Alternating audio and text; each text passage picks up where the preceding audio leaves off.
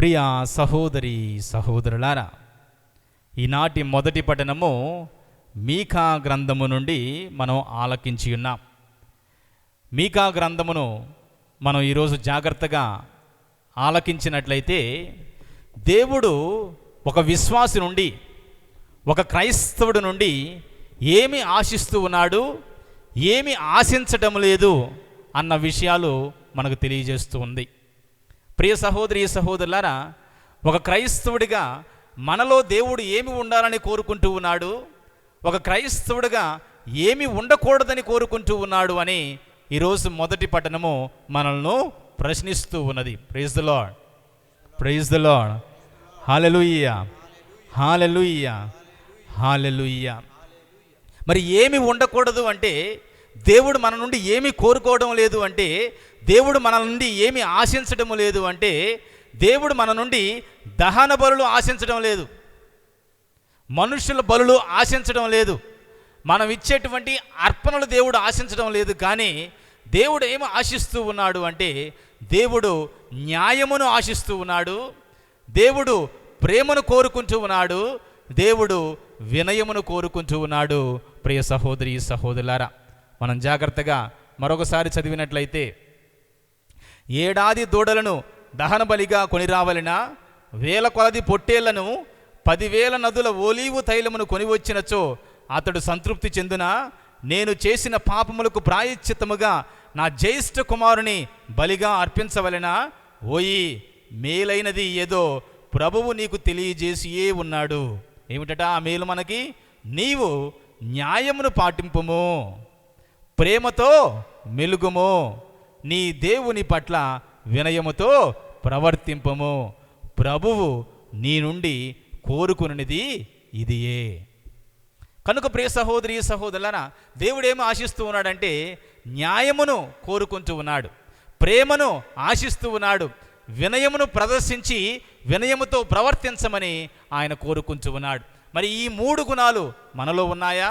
ఈ 3 లక్షణాలతో మనం ప్రవర్తిస్తూ ఉన్నామా లేదా అని ఆత్మ పరిశీలన చేసుకోవాలి. ప్రియ సహోదరి సహోదరులారా, తండ్రి వందనం, యేసువా వందనం, యేసువా వందనం, ఆత్మదేవా వందనం, ఆత్మదేవా వందనం. హల్లెలూయా, హల్లెలూయా, హల్లెలూయా, హల్లెలూయా, హల్లెలూయా, హల్లెలూయా. ఒకసారి ఒక వ్యక్తి వచ్చి, స్వామి, న్యాయమునకు, చట్టమునకు, ధర్మమునకు మధ్య ఉన్న తేడా ఏమిటి అని అడిగాడు. ప్రభు ఏం చెబుతున్నాడు? న్యాయముతో మనము ప్రవర్తించాలట. చట్టానికి, న్యాయానికి, ధర్మానికి మధ్య ఉన్న తేడా ఏమిటి అని నేను ఆలోచన చేస్తే, నేను అతను ఒక చిన్న ఉదాహరణ చెప్పాను. ఏమిటి ఆ ఉదాహరణ అంటే, ఒక వ్యక్తి తన స్నేహితుడు కష్టాల్లో ఉన్నప్పుడు తన స్నేహితుడిని నమ్మి ఎటువంటి రుజువులు లేకుండా, ఎటువంటి ఆధారాలు లేకుండా అతనికి 10 లక్షల రూపాయలు అప్పిచ్చాడు. ఆ 10 లక్షల రూపాయలతో తన స్నేహితుడు వ్యాపారం చేసి తన కష్టాలన్నీ కూడా అధిగమించాడు. కానీ దురదృష్టవశాత్తు అప్పిచ్చినటువంటి వాడు ప్రమాదవశాత్తు ఆయన మరణించాడు. ఇప్పుడు ఈ అప్పు ఇచ్చినటువంటి వ్యక్తికి, అప్పు తీసుకున్నటువంటి వ్యక్తి ఏ విధంగా ప్రవర్తించాలి? 1 చట్టము, 2 న్యాయము, 3 ధర్మము. చట్ట ప్రకారము కనుక చూస్తే ఏమైనా రుజువులు ఉన్నాయా? ఆధారాలు ఉన్నాయా? ప్రామిసరీ నోట్ ఉందా? ఎవ్వరికీ తెలియదు. తన స్నేహితుడికి తనకు మాత్రమే తెలుసు ఇతడు చనిపోయాడు. చట్ట ప్రకారము చూస్తే ఇతడు డబ్బులు కట్టాలా, కట్టకూడదా? చట్ట ప్రకారము చూస్తే ఆధారాలు ఏమీ లేవు కాబట్టి కట్టవలసిన అవసరము లేదు చట్ట ప్రకారం. 2వది న్యాయం. న్యాయం ప్రకారం చూస్తే అతడు డబ్బులు కట్టాలి, ఆ అప్పు తీసుకున్నటువంటి దానికి వడ్డీతో సహా అప్పును చెల్లించాలి ఆ కుటుంబ సభ్యులకి. ఇది న్యాయం. ధర్మము, ధర్మము తీసుకున్నటువంటి అప్పును వడ్డీతో పాటు చెల్లించడమే కాదు, కష్టాల్లో ఆపదల్లో ఉన్నటువంటి ఆ కుటుంబాన్ని నిలదొక్కునే దాకా ఇతడు ఆ కుటుంబానికి తోడుగా ఉండడమే ధర్మము. కనుక ప్రియ సహోదరి సహోదరులారా, చట్టము, న్యాయము, ధర్మము ఈరోజు ప్రభు మన నుండి ఏమి ఆశిస్తూ ఉన్నాడంటే చట్ట ప్రకారం జీవించమని కాదు. క్రైస్తవ మతం అనేది, క్రైస్తవ జీవితం అనేది ఏదో కొన్ని సత్యాలను నమ్మి కొన్ని చట్టాలను పాటించడం మాత్రమే కాదు. క్రైస్తవ జీవితం అనేది, క్రైస్తవ విశ్వాసం అనేది మన విశ్వాసానికి, మన అనుదిన జీవితానికి మధ్య పరస్పర సంబంధం ఉండాలి. మన ప్రార్థనకి, మన ప్రవర్తనకి మధ్య పరస్పర సంబంధం ఉండాలి. మన మాటలకి, మన చేతలకి మధ్య పరస్పర సంబంధం ఉండాలి. ఏదో కొన్ని సత్యాలను నమ్మి కొన్ని చట్టాలను మాత్రమే పాటించడము క్రైస్తవ జీవితము కాదు ప్రియ సహోదరి సహోదరులారా. కనుక దేవుడు మన నుండి ఏం ఆశిస్తున్నాడంటే న్యాయాన్ని, ధర్మాన్ని ఆశిస్తున్నాడు. మనం ధర్మము ప్రకారము ముందుకు సాగేటువంటి వారంగా ఉండాలి. మనకు సహాయం చేసినటువంటి వారికి మనము కూడా తిరిగి సహాయం చేయాలి. ఎవరైతే ఇబ్బందుల్లో ఉన్నారో, కష్టాల్లో ఉన్నారో అటువంటి వారికి మనం తోడుగా, ఆదరవుగా ఉండాలని ప్రభు కోరుకుంటూ ఉన్నాడు. ఇదే ఈరోజు మనం చూస్తూ ఉన్నాం. మనకి యోనా గ్రంథములో కనిపిస్తూ ఉన్నది ఏమిటంటే అక్కడ అస్సిరియా వాసులు ఉన్నారు. నినివే నగరము. నినివే నగరము అనేది అస్సిరియా దేశానికి రాజధాని. ఈరోజు ఈ నినివే నగరము అనేది ఎక్కడుంది అంటే మనకి ఇరాక్ దేశంలో కనిపిస్తుంది. ఇరాక్ తెలుసు కదా, ఇరాక్ దేశంలో మనకి ఇది కనిపిస్తుంది. ఇది ఆ రోజుల్లో అస్సిరియా దేశానికి రాజధానిగా ఉండేది. ఈ యొక్క నినివే పట్టణంలో నివసిస్తూ ఉన్నటువంటి వాళ్ళందరూ కూడా దుర్మార్గులు, దుష్టులు, పాపాత్ములు. ఇది మనకి యోనా గ్రంథంలో కనిపించదు. కానీ నహూము గ్రంథము 3వ అధ్యాయంలో కనుక మనం చూస్తే ఈ నినివే పట్టణ వాసులు ఎంతటి దుర్మార్గులో, ఎంతటి దుష్టులో, దేవునికి విరుద్ధముగా ఎంతటి పాపములు చేశారో మనకు అర్థమవుతుంది. నహూము గ్రంథము 3వ అధ్యాయము 1 నుండి 4 వచనాలు చదువుతున్నాను, జాగ్రత్తగా ఆలకిద్దాం. నినివే తప్పులకు శిక్ష, నెత్తురు నొలికించిన పట్టణమునకు, కలలాడిన నగరమునకు వినాశము తప్పదు. అంటే ఈ పట్టణం ఎలా ఉన్నదట? నెత్తురు ఒలికించేటువంటి పట్టణముగా ఉన్నది. కలలాడటం అంటే అబద్ధములు ఆడేటువంటి పట్టణముగా ఉంటూ ఉన్నది. ఆ పురము కొల్ల సొమ్ముతో నిండి ఉన్నది.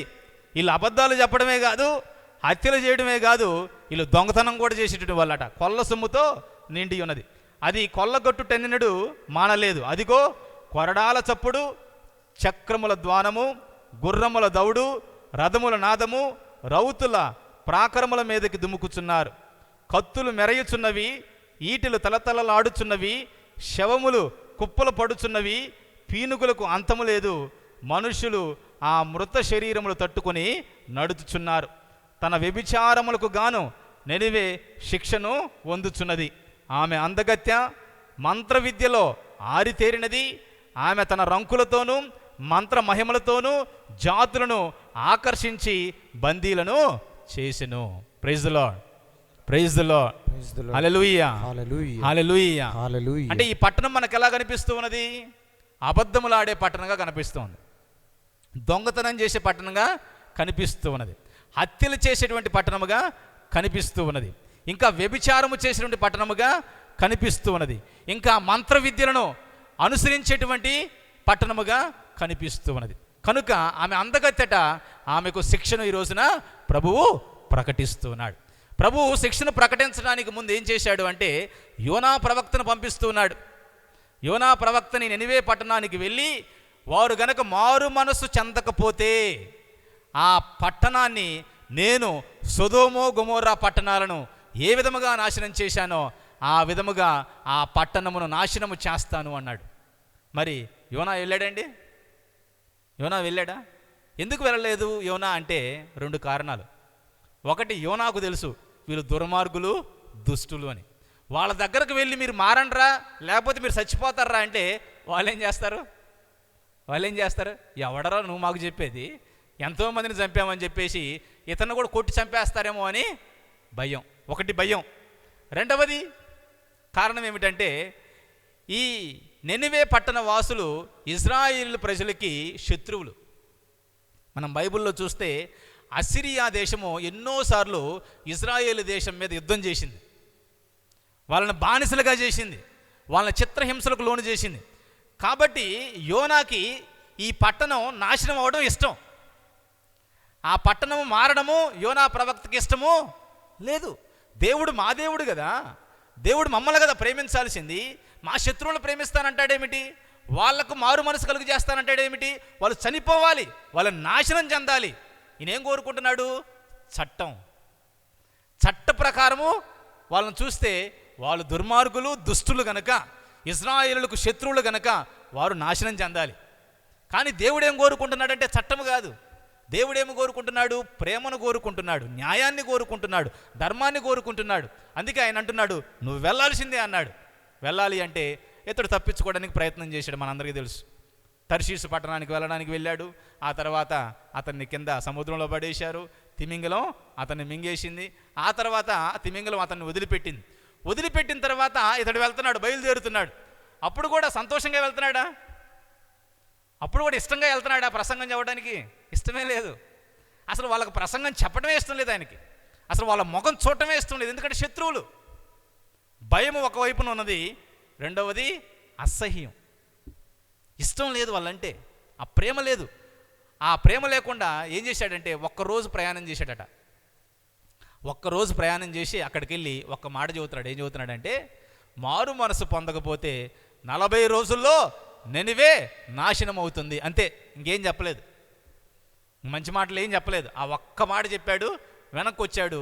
వచ్చి ఒక చోట ఒక చెట్టు కింద కూర్చొని ఎదురు చూస్తున్నాడు. దేనికి? వాళ్ళు మారతారైనా, వాళ్ళు మారు మనసు పొందుతారైనా కాదు. ఎప్పుడు దేవుడు నాశనం చేస్తాడరా బాబు అని ఆయన ఎదురు చూస్తూనే ఉన్నాడు. 40 రోజులు అయిపోయాయి. కానీ నినివే పట్టణము ఎంత దుర్మార్గమైన పట్టణమైనప్పటికీ, అప్పటి వరకు ఎంతో పాపములో ఉన్నప్పటికీ, ఎప్పుడైతే యోనా వెళ్ళి ఆ ఒక్క మాట చెప్పాడో, యోనా మాటను వాళ్ళు సంపూర్ణముగా నమ్మారు. Praise the Lord, praise the Lord, praise the Lord. Hallelujah, hallelujah, hallelujah, hallelujah. అంటే వాళ్ళు ఎలా కనిపిస్తున్నారంటే ప్రవక్త చెప్పిన మాటలను విశ్వసించేటువంటి వారిగా, నమ్మేటువంటి వారిగా వారు ఉన్నారు. మొట్టమొదటి గుర్తుపెట్టుకోండి, తర్వాత మళ్ళీ వచ్చింది ఈ పాయింట్. ఎలా ఉన్నారు వాళ్ళు?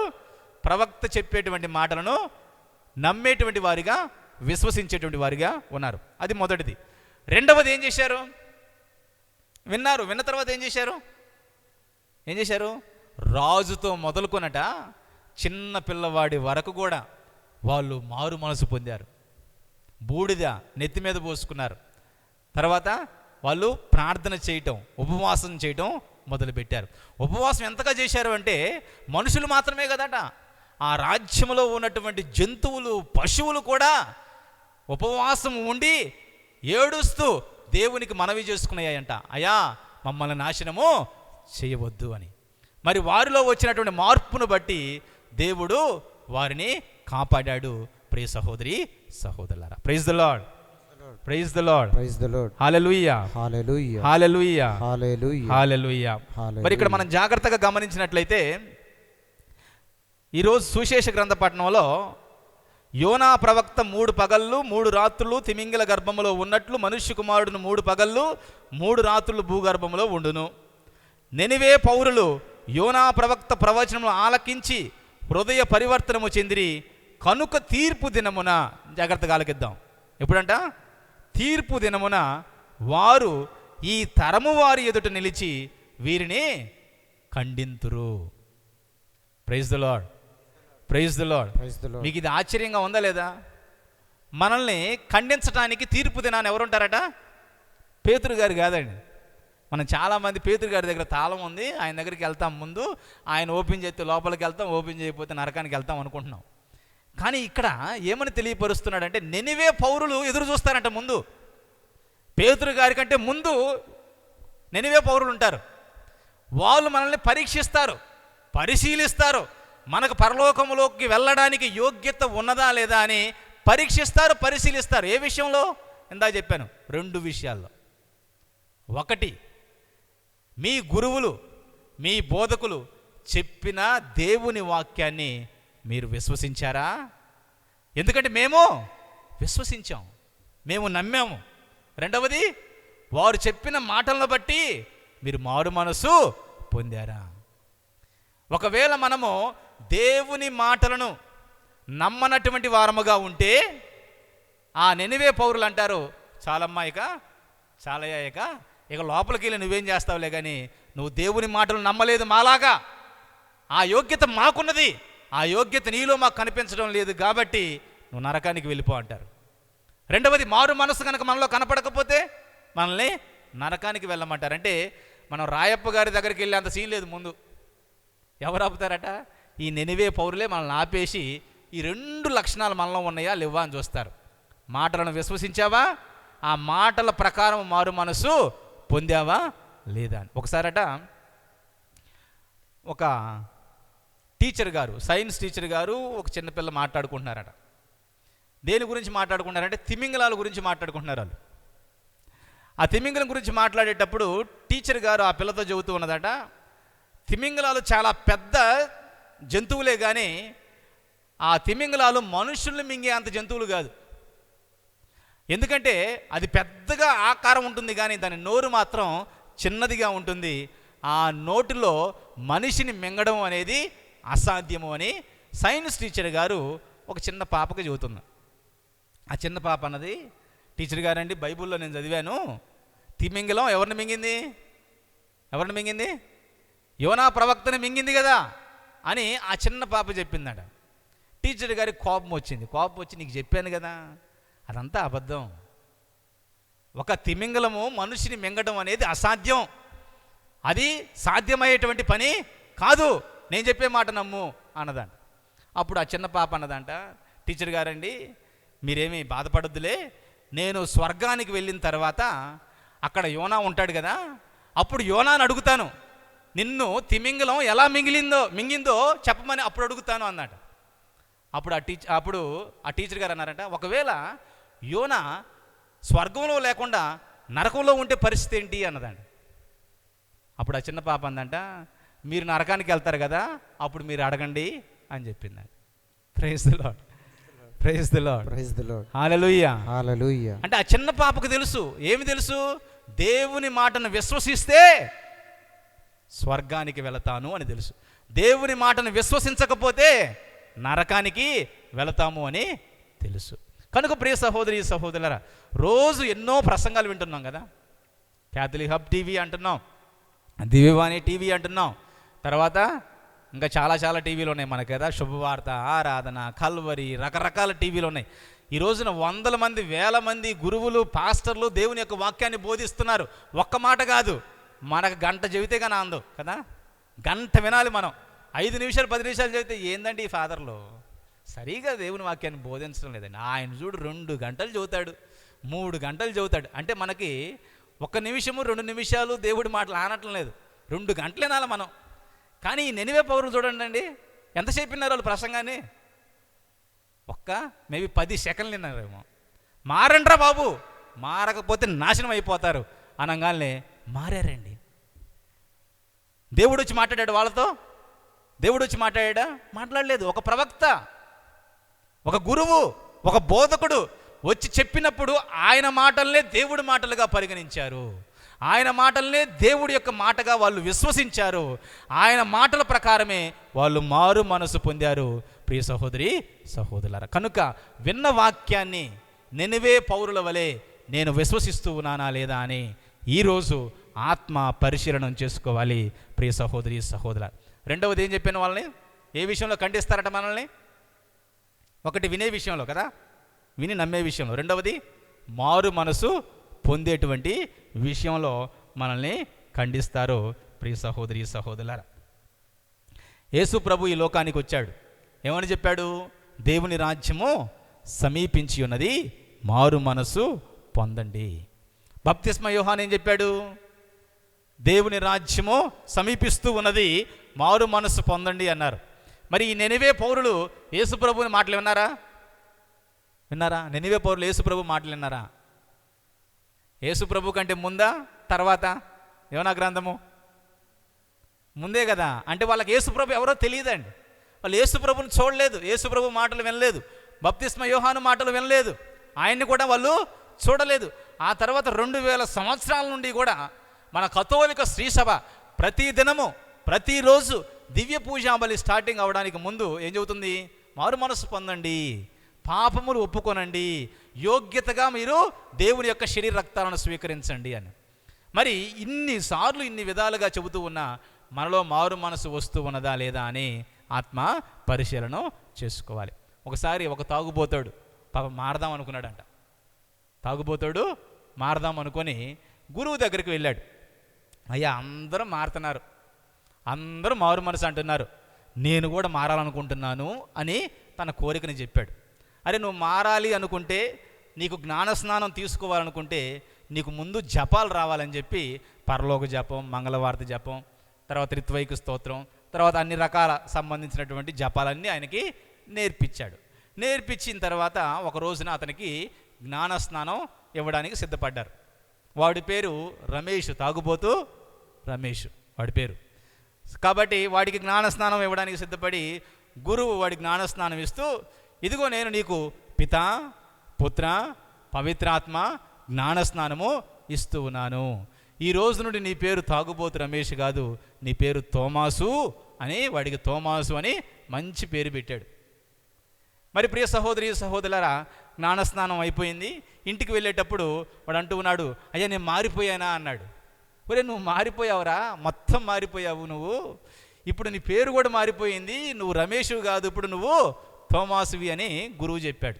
వాడు ఎంతో సంతోషంతో, ఎంతో ఆనందంతో, నేను కూడా మారు మనసు పొందాను, నేను కూడా మారిపోయాను అని వాడి ఇంటికి వెళ్ళాడు. ఆ ఎండలో పడి వెళ్ళేసరికి మంచినీళ్ళు దాహం వేసింది వాడికి. ఆ ఫ్రిడ్జ్ ఓపెన్ చేశాడు. ఆ ఫ్రిడ్జ్ ఓపెన్ చేస్తే ఆ ఫ్రిడ్జ్లో చల్లని బీరు ఉందంట. ఏముందంట? ఈడెవడు అంతకుముందు తాగుబోతు రమేష్. ఇప్పుడు ఆ బీరు చూడంగానే వాడికి నోరూరింది, తాగాలనిపించింది. కానీ స్వామి చెప్పిన మాటలు గుర్తొచ్చాయి. ఏం చెప్పాడు? రే, నువ్వు మారిపోయావురా, ఇక నువ్వు తాగుబోతూ రమేష్వి కాదు, నువ్వు తోమాసువి అని చెప్పిన మాటలు గుర్తొచ్చాయి. వామ్మో, నేను తాగకూడదు కదా అని వాడికి గుర్తొచ్చింది. గుర్తొచ్చి ఫ్రిడ్జ్ మూసేసాడండి. మూసేసి బాత్రూమ్కి వెళ్ళాడు. బకెట్ నిండా నీళ్లు పెట్టుకున్నాడు. ఆ నీళ్లు తీసుకుని వచ్చి ఆ ఫ్రిడ్జ్ ఓపెన్ చేసి అందులో ఉన్నటువంటి బీరు బాటిల్ తీసి ఆ నీళ్ళల్లో ముంచుతూ, పితా, పుత్ర, పవిత్రాత్మ, నేను నీకు జ్ఞానస్నానం ఇస్తూ ఉన్నాను. ఈ రోజు నుండి నువ్వు బీరు బాటిల్వి కాదు, మజా బాటిల్వి అని చెప్పి ఓపెన్ చేసి తాగేసాడండి. ఓపెన్ చేసి తాగేసాడు. ఇప్పుడు నా ప్రశ్న ఏమిటంటే, వాడు ఏం తాగాడు? బీరు బాటిల్ తాగాడా, మజా బాటిల్ తాగాడా? మజా బాటిల్ అన్న పేరుతో ఏం తాగాడు? బీరు బాటిల్ తాగాడు. ఇది మన మారు మనసు కదా. ఎన్నోసార్లు దేవుడి దగ్గరకు వస్తాం, ఇంకా తాగను ప్రభు అంటాం, ఇక అబద్ధాలు చెప్పం ప్రభు అంటాం, ఇక దొంగతనం చేయం ప్రభు అంటాం. ఎన్ని రోజులు ఉంటుంది? మరలా అబద్ధం చెప్పే అంతవరకే, మరలా దొంగతనం చేసే అంతవరకే, మరలా మందు తాగే అంతవరకే. అంటే మన మారు మనసు ఎలా ఉంటుందంటే తాత్కాలికమైన మారు మనసు. ఒకరోజు, 2 రోజులు, 1 నెల, మహా అయితే 1 సంవత్సరం. ప్రతి నూతన సంవత్సరం వస్తాం, కొన్ని రెజల్యూషన్స్ తీసుకుంటాం. ఈ సంవత్సరం అంతా నేను ఈ విధంగా ఉండాలనుకుంటాం. కానీ మరలా నూతన సంవత్సరం వచ్చేసరికి ఒక్కటన్నా ఫాలో అవుతామా అంటే ఒక్కడు కూడా ఫాలో అవ్వం. దేవుడు ఆశించేటువంటి మారు మనసు ఎలా ఉండాలంటే తాత్కాలికమైనటువంటి మారు మనసు కాదండి, సంపూర్ణమైనటువంటి మారు మనసు, శాశ్వతమైనటువంటి మారు మనసు. బైబిల్లో కూడా చాలామంది తప్పులు చేశారండి. సమరయ స్త్రీ పాపం చేసింది, కానీ సమరయ స్త్రీ మారింది. మారిన తర్వాత మరలా అంతకుముందు చేసిన పాపం చేసిందా అంటే చేయలేదండి. దావీదు పాపం చేశాడండి, దావీదు వ్యభిచారం పాపం చేశాడండి. ఆ వ్యభిచార పాపాన్ని కప్పుకోవడానికి ఆయన హత్య కూడా చేశాడండి. కానీ ఒక్కసారి దేవుని ముందుకు వచ్చి ప్రభువా నేను పాపిని అని ఒప్పుకున్నాడో, మారు మనసు పొందాడో, మరలా ఎప్పుడు కూడా అతను వ్యభిచారము చేయలేదు. అంటే బైబిల్లో ఉన్నటువంటి వ్యక్తుల యొక్క గొప్పతనం ఏమిటంటే వాళ్ళు కూడా మనలాంటి మనుషులే, మనలాంటి బలహీనులే, పాపము చేసిన వారే. కానీ వారు ఒక్కసారి తమ తప్పును తెలుసుకొని ఆ తప్పును ఒప్పుకొని మారు మనసు పొందిన తరువాత మరలా పాత జీవితానికి వాళ్ళు వెళ్ళలేదు, పాత అలవాట్లకు వాళ్ళు వెళ్ళలేదు, పాత పాపానికి వెళ్ళలేదు. దేవుడిచ్చిన మాట మీద నిలబడి శాశ్వతమైనటువంటి మారు మనసుతో జీవించారు. కాబట్టి వాళ్ళు గొప్ప విశ్వాసులయ్యారు, గొప్ప వ్యక్తులయ్యారు, గొప్ప భక్తులయ్యారు, గొప్ప పునీతులుగా ఈరోజు మనందరికీ ఆదర్శాన్ని ఇస్తూ ఉన్నారు. ఆత్మ పరిశీలన చేసుకుందాం, మన మారు మనసు శాశ్వతమైనదా లేదా తాత్కాలికమైనదా? మనము నినివే పౌరుల వలె నిజమైనటువంటి మారు మనసును పొంది ఉన్నామా లేదా అని ఆత్మ పరిశీలనము చేసుకోవాలి. Praise the Lord, praise the Lord, hallelujah, hallelujah, hallelujah, hallelujah. ఇంకొక పాయింట్ మనం ఈరోజు సువిశేష గ్రంథ పట్టణంలో చూస్తే, తీర్పు దినమున దక్షిణ దేశపు రాణి ఈ తరము వారి ఎదుట నిలిచి వీరిని ఖండించును. ఇప్పటి వరకు మనల్ని ఎవరు ఖండిస్తారట? నినివే పౌరులు. రెండు విషయాలు మాట్లాడుకున్నాం. ఒకటి మారు మనసు, రెండవది విన్న మాటల్ని నమ్ముతున్నామా లేదా. మరి ఈమె ఏ విషయాల్లో ఖండించిద్దట? ఈ రాణి.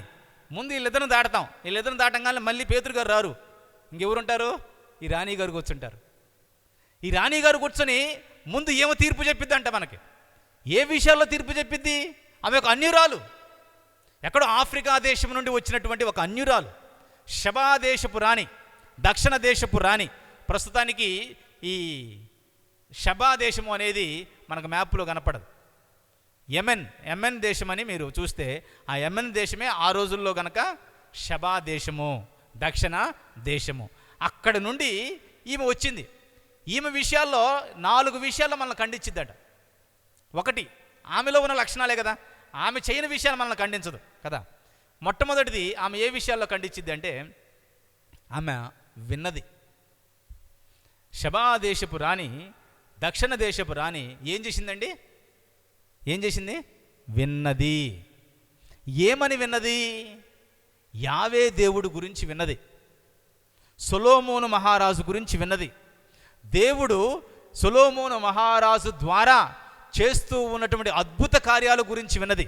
దేవుడు సొలొమోను మహారాజు ద్వారా నిర్మించినటువంటి యెరూషలేము దేవాలయం గురించి విన్నది. ఎక్కడుంది ఆమె? ఎక్కడో వేరే దేశంలో ఉంది. ఆ వేరే దేశంలో ఉన్న ఆవిడ ఏ మాటలు విన్నదంటే, యావే దేవుడు గురించి, ఆయన గొప్పతనాన్ని గురించి, సొలొమోను రాజు గురించి, ఆయన వైభవాన్ని గురించి, ఆయన జ్ఞానం గురించి విన్నది. Praise the Lord, praise the Lord, praise the Lord, hallelujah, hallelujah, hallelujah, hallelujah, hallelujah, hallelujah. మరి ప్రియ సహోదరి సహోదరులారా, ఇప్పుడు ఆమె ఏ విషయంలో మనల్ని ఖండిస్తుందంటే, మొట్టమొదటి విషయం, ఒకవేళ మనం వినకపోతే ఖండిస్తుంది. వీణులున్నవారు వినుగాక. మనందరికి చెవులు ఉన్నాయండి, మనందరికి వినపడతాయి. వినడం అంటే ఏంటి? వినపడటం కాదు, చెప్పిన మాటల్ని ఆలకించటం, శ్రద్ధగా ఆలకించటం, వాటిని అర్థం చేసుకోవడానికి ప్రయత్నం చేయడం. ఈమె విన్నది వినదానితో సరిపెట్టుకుందా? వినదానితో సరిపెట్టుకుందా? తర్వాత ఏం చేసిందేమా? అరే, నేను విన్నవని నిజమేనా? యావే దేవుడు అంత గొప్పవాడా? ఆకాశమును భూమిని సృష్టించిన వాడా? ఆయనే నిజమైన సృష్టికర్త. సొలొమోను మహారాజుకు అంత జ్ఞానం ఉన్నదా? అంత తెలివి ఉన్నదా?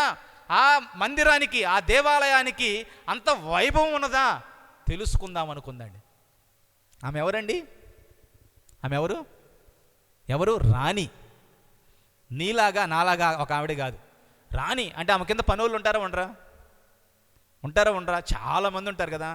ఇప్పుడు విన్నదాన్ని బట్టి, అరే మీరు వెళ్ళి కనుక్కొని రా అంటారు. నిజమో కాదు, అది కరెక్టో కాదో కనుక్కొని రండి అని పంపిస్తే వాళ్ళు వచ్చేవాళ్ళు కదండి. కానీ స్వయంగా బయలుదేరి వచ్చిందండి.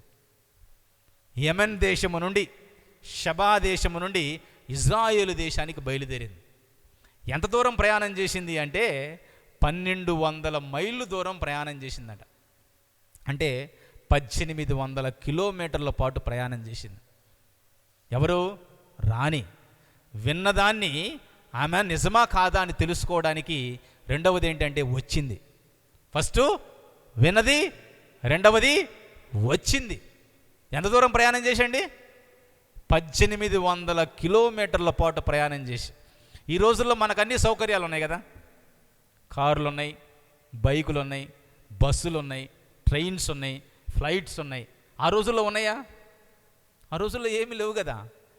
మరి ఆ రోజుల్లోనే 1800 కిలోమీటర్లు ప్రయాణం చేసి ఇజ్రాయేల్ దేశానికి ఆమె వచ్చిందండి. ఇప్పుడు ఏ విషయంలో ఖండిస్తుందో తెలుసా మనల్ని? రెండో విషయం, ఒకటి వినకపోతే, రెండవది రాకపోతే. ఎక్కడికి రాకపోతే?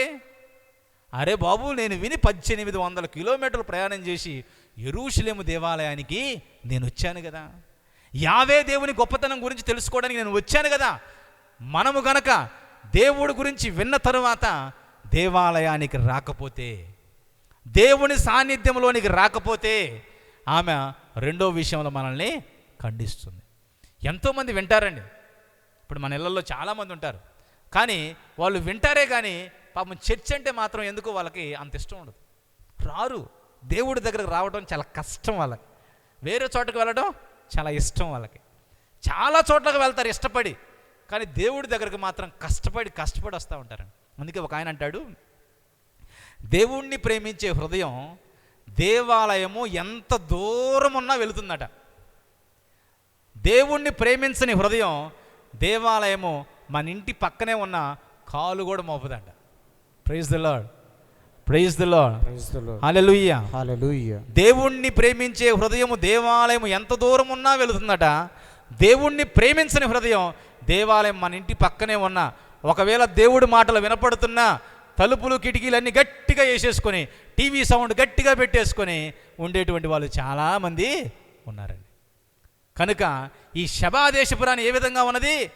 నేను విన్నాను, నువ్వు వినకపోతే నేను నిన్ను ఖండిస్తాను.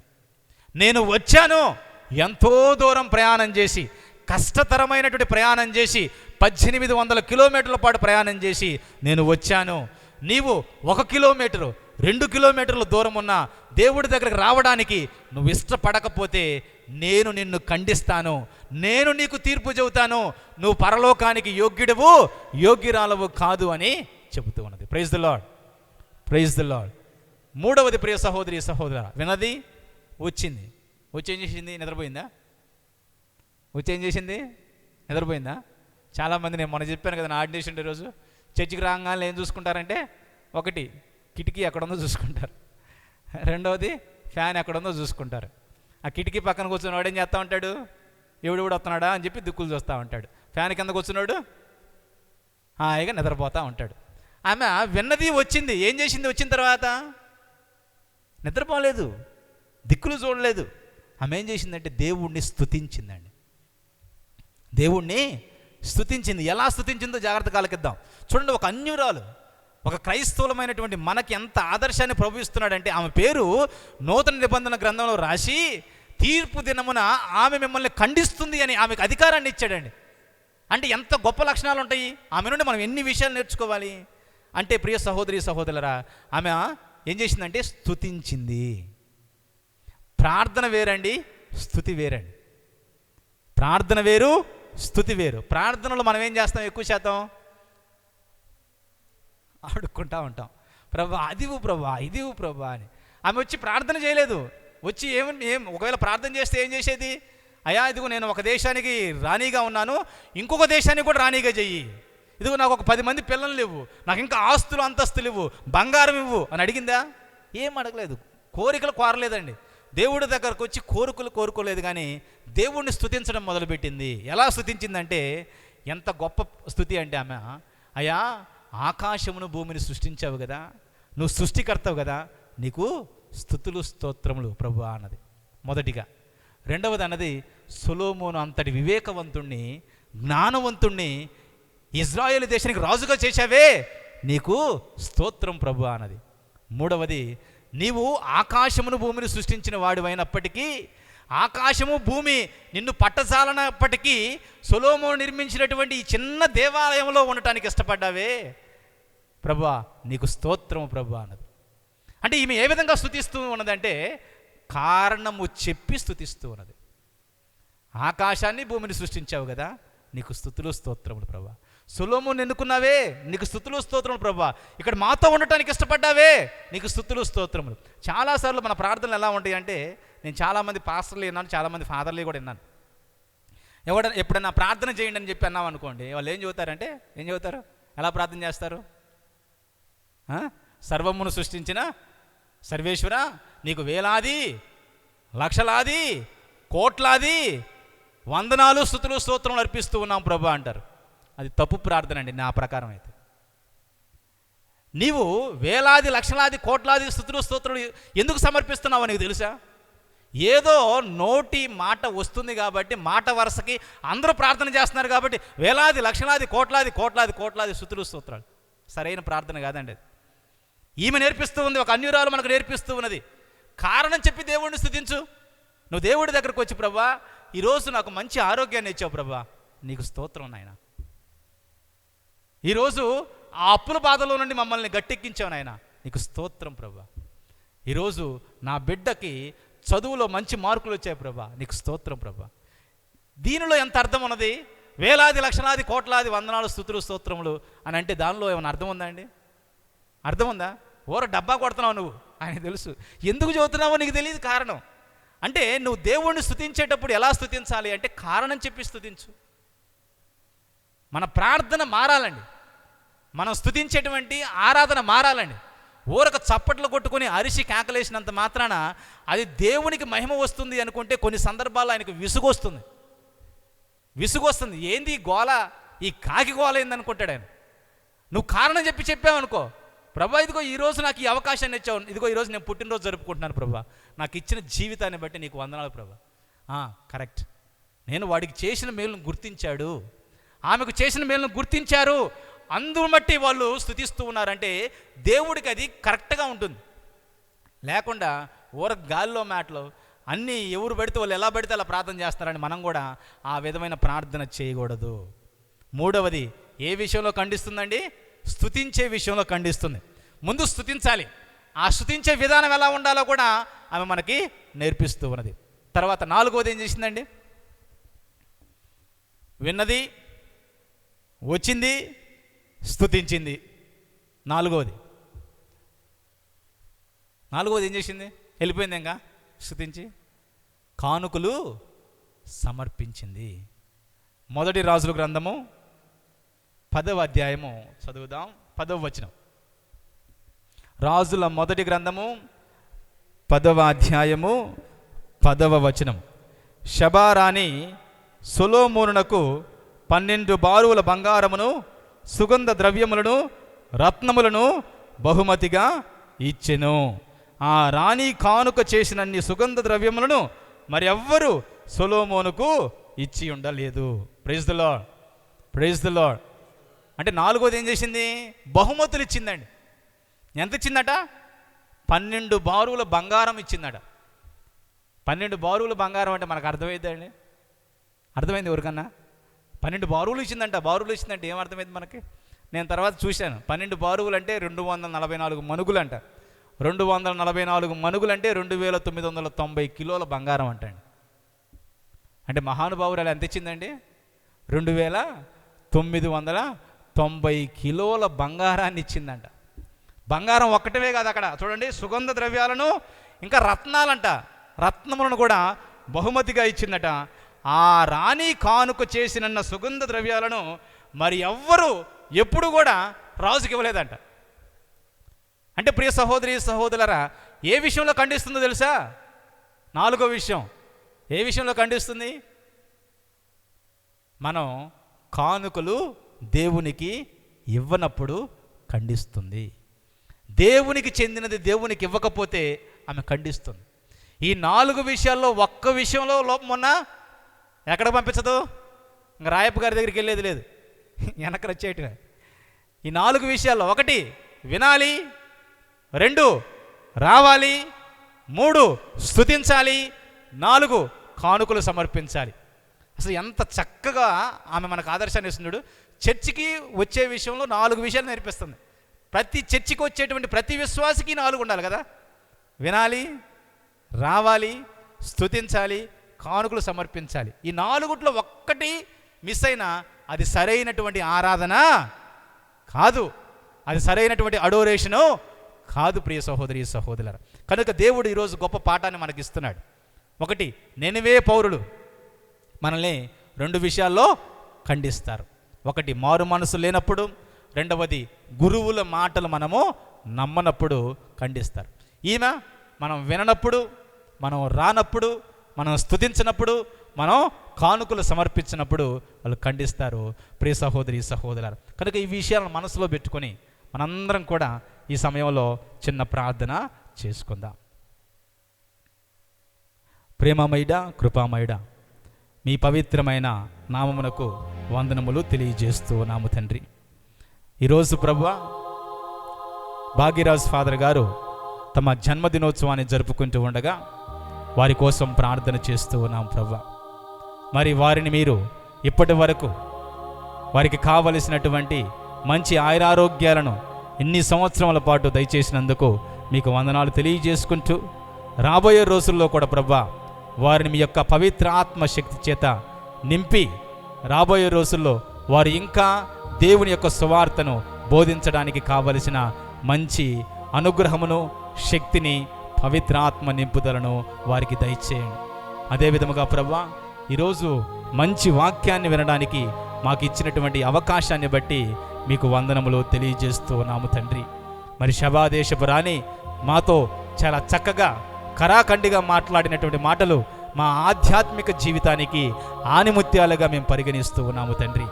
ఆమె ఏ విధముగానైతే విన్నదో, ఆమె ఏ విధముగానైతే వచ్చినదో, ఆమె ఏ విధముగానైతే స్తుతించినదో, ఆమె ఏ విధముగానైతే కానుకలు సమర్పించినదో ప్రభువా మేము కూడా వినేటువంటి వారముగా, వచ్చేటువంటి వారముగా, స్తుతించేటువంటి వారముగా, కానుకలు సమర్పించేటువంటి వారముగా మాకు కావలసిన కృపను, మాకు కావలసిన ఆ మనస్సును ప్రసాదించండి.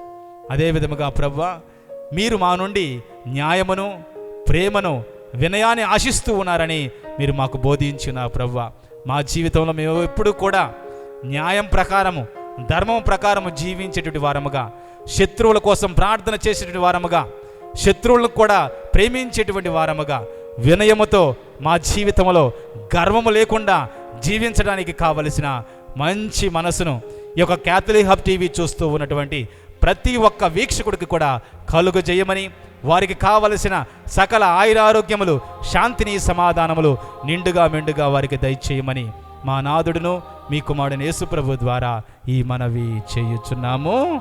ఆమేన్.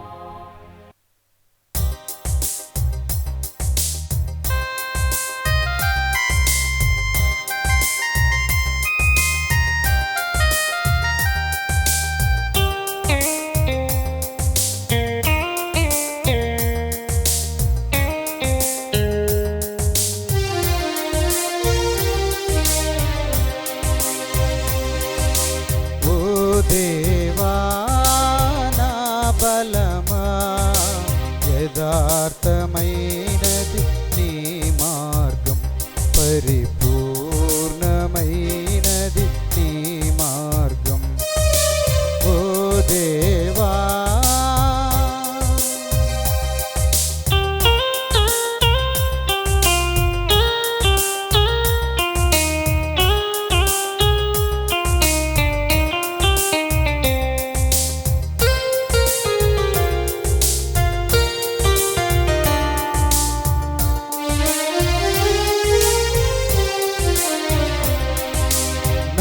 శత్రువులు నన్ను చుట్టినను, నరకపు పాశములరికట్టినను,